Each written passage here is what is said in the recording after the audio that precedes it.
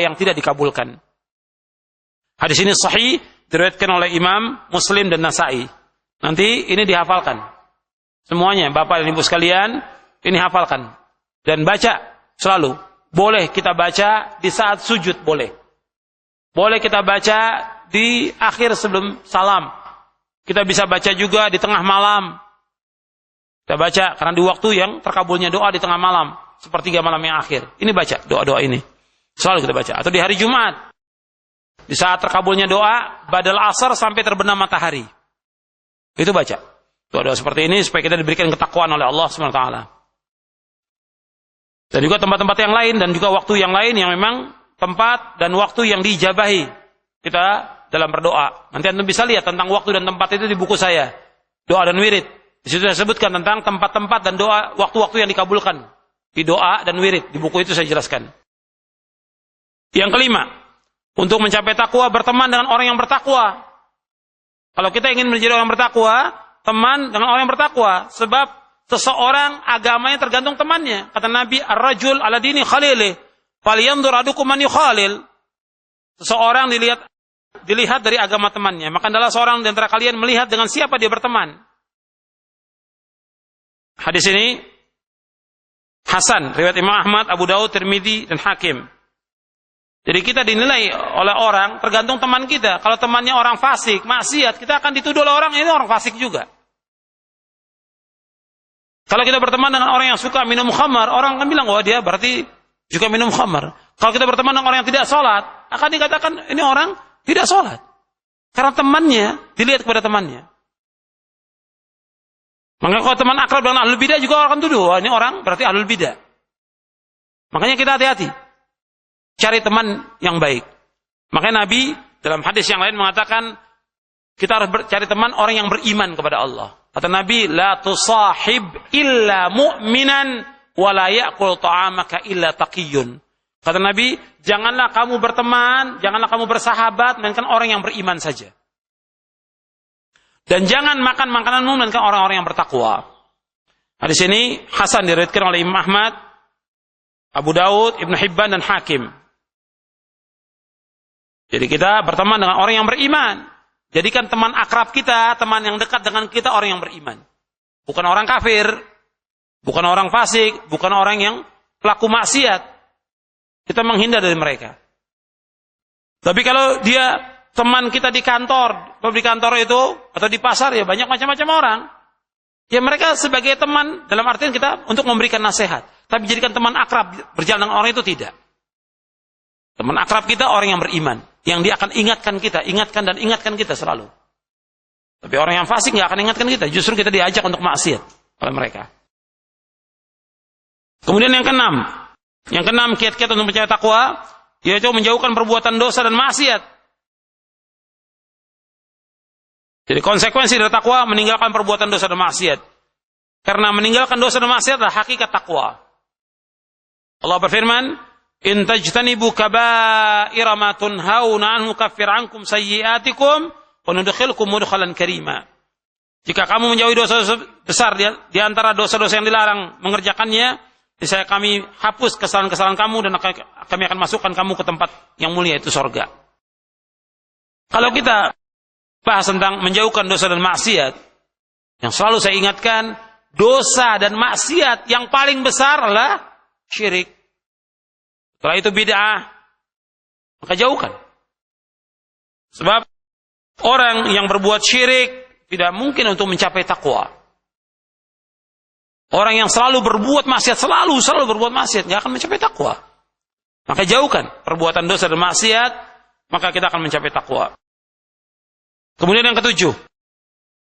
Yang ketujuh, kiat untuk mencapai takwa selalu merasa diawasi oleh Allah. Allah berfirman dalam surah Al-Hadid ayat 4, "Wa huwa ma'akum aina ma kuntum wallahu bima ta'maluna basir." Dan dia bersama kamu di mana kamu berada dan Allah Maha melihat apa yang kamu kerjakan. Maksudnya kata Ibnu Katsir, Allah senantiasa mengawasi kalian. Menyaksikan amal perbuatan kalian. Bagaimanapun keadaan kalian dan dimanapun kalian berada, baik di daratan maupun di lautan, siang maupun malam, di rumah ataupun di padang pasir, Semua itu berada dalam pengetahuan, pengawasan, dan pendengaran Allah. Dia senantiasa mendengar ucapan kalian, melihat tempat kalian, serta mengetahui rahasia kalian. Artinya kita selalu merasa diawasi oleh Allah. Maka Nabi bersabda apa? Ittaqillaha haitsuma kunta. Bertakwa kamu kepada Allah di mana saja kamu berada. Karena Allah mengetahui perbuatan kita di mana saja kita berada. Kemudian yang kedelapan. Yang kedelapan, kiat-kiat meraih takwa, mengetahui perangkap dan jebakan setan, serta waspada terhadap was-was yang dihembuskannya.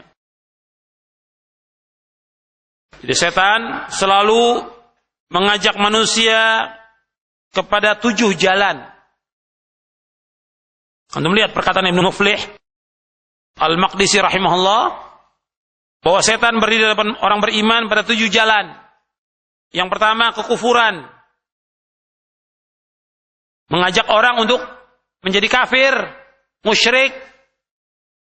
Yang kedua, kalau dia selamat, setan menggoda lagi bagaimana supaya dia berbuat bid'ah. Yang kedua, bagaimana supaya dia berbuat bid'ah. Dibisiki supaya dia berbuat bid'ah. Atau dia menganggap, ya ini baik, ini bid'ah hasanah. Dalam Islam tidak ada bid'ah hasanah. Dalam Islam tidak ada. Dibisiki, ini baik, ini bagus, dilaksanakan.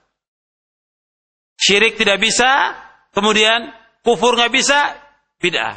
Kalau bid'ah juga tidak bisa, karena dia orang yang beriman, masuk lagi kepada dosa-dosa besar. Setan memberikan perangkap dia untuk melakukan dosa besar. Dibisiki dia untuk melakukan dosa besar. Kemudian kalau umpamanya ini berhasil, dibiarkan. Kalau tidak berhasil, dia bisiki lagi dengan perbuatan dosa kecil. Kemudian selanjutnya, kalau selamat, pergi lagi untuk melakukan perbuatan yang mubah. Sibuk dengan yang mubah sehingga melalaikan dia dari ketaatan. Seperti masalah bermain, main bola, mubah selama dipenuhi pada waktunya. Tidak melanggar syariat, mubah. Olahraga itu mubah, kecuali yang diharamkan oleh syariat, mubah. Sekarang ada yang mubah-mubah ini yang kemudian melalaikan dia dari ketaatan. Jadi dibisiki oleh syaitan. Yang mesti dia sholat pada waktunya dilupakan. Sedikit tadinya. Kemudian bab yang kelima.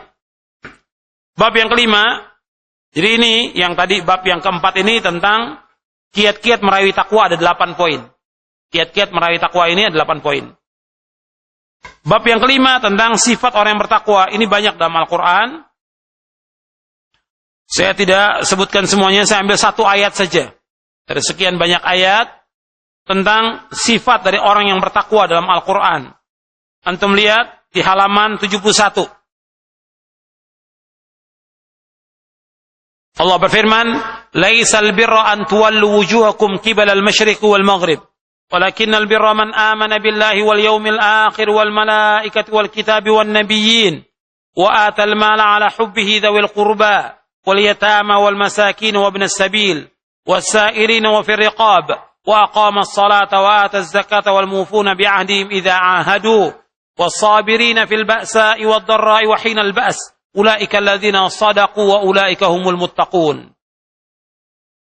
Kebajikan itu bukanlah menghadapkan wajahmu ke arah timur dan barat, tapi kebajikan itu ialah kebajikan orang yang beriman kepada Allah, hari akhir, malaikat-malaikat, kitab-kitab, nabi-nabi, dan memberikan harta yang dicintainya kepada kerabatnya, anak-anak yatim, orang miskin, orang yang dalam perjalanan, yaitu musafir, orang yang minta-minta, dan untuk mereka kan hamba sahaya. Kemudian melakukan sholat, menunaikan zakat, orang-orang yang menepati janji apabila berjanji, dan orang yang sabar dalam kemelaratan, penderitaan, dan pada masa perang. Mereka itulah orang-orang yang benar, orang-orang yang jujur, mereka itulah orang-orang yang bertakwa. Tentang ayat ini, surah Al-Baqarah, ayat 177, kata Al-Hafidz Ibnu Katsir, "Ishtamalat hadhil ayatul karimatu ala jumalin azimah, wa qawaid amimah, wa aqidah sahihah." Kata Ibnu Katsir, ayat ini, ayat yang mulia mengandung jumlah-jumlah yang besar, kaidah-kaidah yang umum, dan akidah yang lurus. Artinya, ayat ini mengandung manfaat yang besar sekali. Yang pertama, ya di sini tentang iman kepada Allah. Yang kedua, iman kepada hari akhir. Yang ketiga, iman kepada malaikat. Yang keempat, dalam ayat ini disebutkan iman kepada kitab-kitab suci yang diturunkan oleh Allah. Yang kelima, iman kepada Nabi dan para Rasul. Ini 5 arkanul iman. Kalau orang bertanya, dalam ayat ini enggak disebutkan tentang iman kepada qadar. Dalam ayat yang lain,